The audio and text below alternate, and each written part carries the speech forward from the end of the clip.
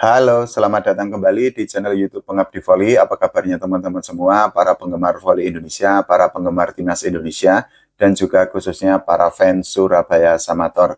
Oke, penantian panjang para penggemar Surabaya Samator untuk menyaksikan pertandingan tim yang sangat legendaris itu di Proliga akan berakhir besok. Jadi Surabaya Samator akan menjalani pertandingan pertama di Proliga 2025 di Gor Jatidiri Semarang melawan Garuda Jaya. Teman-teman bisa untuk menyaksikan pertandingan Surabaya Samator dan juga semua pertandingan Proliga 2025 di TV Moji. Nah, kita akan membedah bagaimana kira-kira persaingan antara Surabaya Samator melawan Garuda Jaya yang akan disiarkan langsung di Moji. Kalau kita berbicara tentang Surabaya Samator, tentu saja kita berbicara mengenai sebuah tim yang sangat legendaris, tim yang merupakan kawah candera di muka bagi para pemain voli muda yang ada di Indonesia. Tapi untuk musim ini, untuk musim 2025, para fans Surabaya Samator mungkin harus menurunkan ekspektasi atau menurunkan harapan karena memang Surabaya Samator itu sedang melakukan reformasi besar-besaran, sedang melakukan perombakan total terhadap skuadnya. Kita ketahui Surabaya Samator tidak berlaga di Proliga 2024 dan musim lalu posisi Surabaya Samator itu digantikan oleh Garuda Jaya.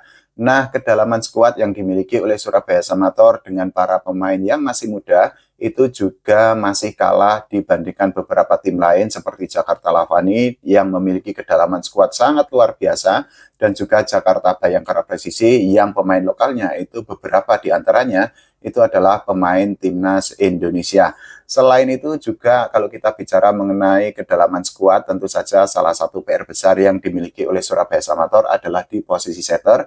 Meskipun sudah mendatangkan Livan Tabuada yang merupakan pemain voli timnas Kuba, tapi di posisi setter yang dimiliki oleh Surabaya Samator itu memang kedalaman skuadnya itu memang belum terlalu bagus. Nah, kalau kita bicara mengenai Surabaya Samator, kita akan flashback sedikit tentang hasil yang didapatkan Surabaya Samator di Livoli Divisi 1 kemarin. Jadi saat itu Surabaya Samator gagal menjadi juara meskipun menang melawan MVC Sulbar dan juga Profit. Tapi ketika menghadapi Sukun Badak, Surabaya Samator terlihat sangat kesulitan dan akhirnya harus menelan kekalahan.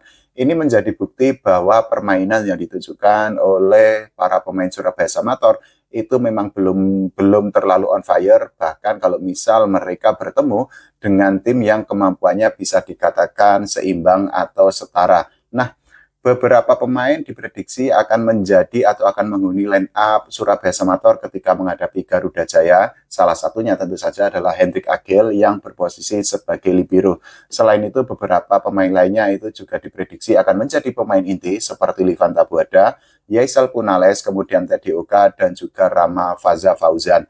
Rama Faza Fauzan sendiri itu sudah diplot menjadi kapten Surabaya Samator di Proliga 2025 ini. Nah, pertandingan melawan Garuda Jaya itu memiliki beberapa arti penting bagi Surabaya Samator di Proliga 2025. Salah satunya adalah kemenangan akan mengangkat mental para pemain Surabaya Samator untuk menghadapi pertandingan demi pertandingan pada lanjutan Proliga musim ini. Kenapa akan mengangkat mental? Karena ini adalah pertandingan pertama Surabaya Samator setelah semusim sebelumnya mereka tidak bertanding di Proliga. Kita harus mengakui bahwa laga pertama itu sangat penting untuk mengangkat mental karena apa? Ketika sebuah tim itu mendapatkan kemenangan, tentu saja mental mereka atau motivasi para pemain itu juga akan semakin terdongkrak. Nah, bagaimana kalau Surabaya Samator kalah? Tentu saja ini merupakan sebuah quote-and-quote musibah karena apa? Kalau kalah, peluang Surabaya Samator untuk mendapatkan tiket ke Final Four Proliga 2025 itu akan semakin kecil. Kita ketahui bahwa di sektor putra itu hanya ada 5 tim saja.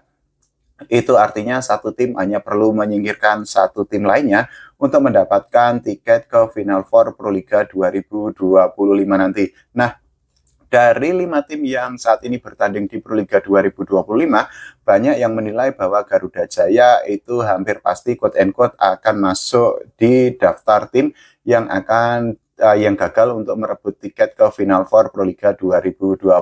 Karena kalau bicara dari sisi kekuatan, Garuda Jaya memang para pemainnya itu merupakan pemain muda yang dibentuk oleh PBVSI agar mereka bisa menempa mental, menempa jam terbang, dan juga menempa skill di pertandingan yang profesional. Nah, kalau kita bicara mengenai skuad yang dimiliki oleh Surabaya Samator, lagi-lagi bahwa kemenangan melawan Garuda Jaya itu akan sangat penting untuk membuktikan bahwa mereka layak bersaing di Proliga. Karena kalau kita bicara dari kekuatan, sekali lagi bahwa kekuatan skuad yang dimiliki oleh Surabaya Samator itu memang lebih tidak lebih bagus dibandingkan Jakarta Lavani atau Jakarta Bayangkara Presisi. Nah, kesempatan Surabaya Samator untuk memetik kemenangan melawan Garuda Jaya itu memang sangat besar, meskipun memang harus diakui bahwa kekuatan kedua tim, khususnya kalau kita bicara pemain lokalnya, itu bisa dikatakan hampir seimbang.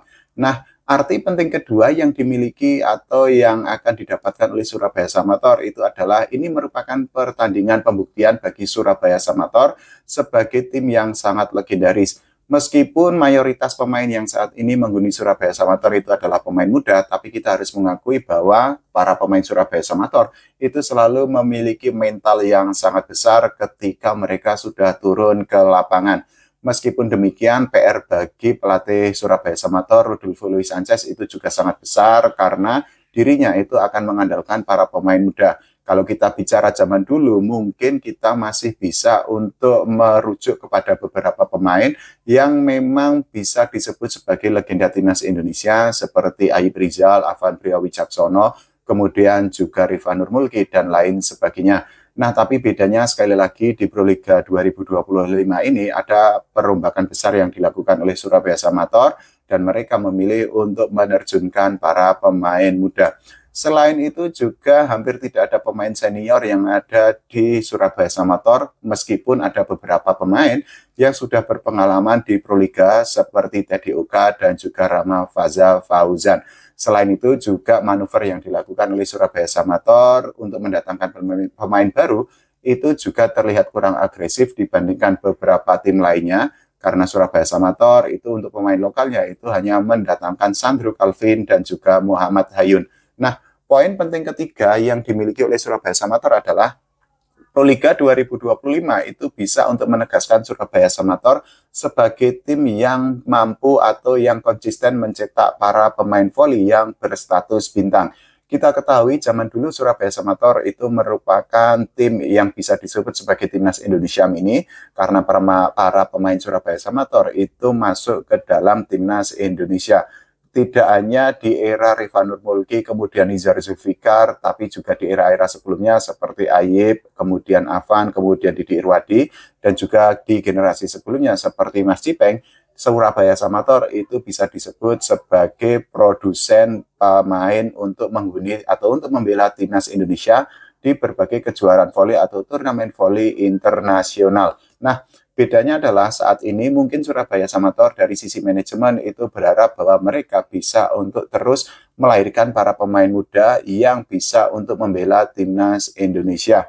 Tentu saja ini sebuah hal yang sangat baik karena apa? Dengan demikian potensi atau para pemain yang akan membela timnas Indonesia itu tidak akan habis dari waktu ke waktu. Nah, kalau menurut teman-teman semua, bagaimana mengenai pertandingan yang akan dijalani Surabaya Samator melawan Garuda Jaya? Silahkan tulis di kolom komentar. Kita doakan Surabaya Samator dan juga Garuda Jaya itu menyuguhkan pertandingan yang sangat menarik. Tidak lupa kita berdoa agar timnas Indonesia bisa mendapatkan prestasi tidak hanya di level SEA Games, tapi juga timnas voli bisa untuk berprestasi di level Asia dan juga di level dunia. Oke, terima kasih. Sampai jumpa.